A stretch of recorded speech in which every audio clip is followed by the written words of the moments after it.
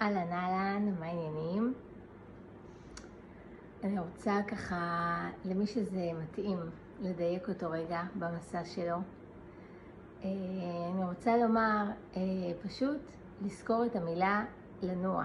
לנוע, תנועה, פשוט ללכת, כל הזמן לנסות שוב ושוב ושוב, למרות שלא תמיד, למרות שאתמול היה לך נגיד יום על הפנים, וכאילו במה שלא עשית, זה לא יסתדר, ובסדר, והיום את קמה ואת כאילו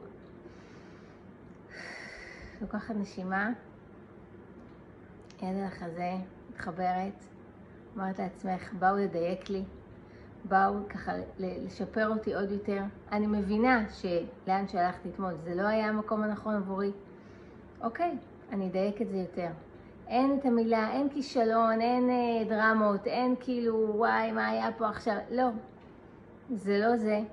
לוקחת רוורס, בוחנת את האפשרויות שלך מחדש, ימינה, ישר, שמאלה, לא משנה, רוורס, מה שאת צריכה ומנסה שוב. כל הזמן נמצאת בתנועה. תחשבי שאת כמו במבוך כזה, על הפעם הראשונה במבוך מסועף כזה, את לא תצליחי, לא תמיד מוצאים את הדרך בדיוק בפעם הראשונה החוצה. אז הולכים ימינה, רואים חומה, רוורס, זה, הולכים ישר, זה אותו דבר. העיקר כל הזמן לזוז, במקום להישאר בפעם הראשונה שזה לא הצליח, זה פשוט להמשיך ולהמשיך ולהמשיך וכל הזמן להיות בתנועה.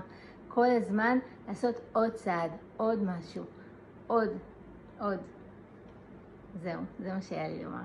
ביי, להתראות אהובים.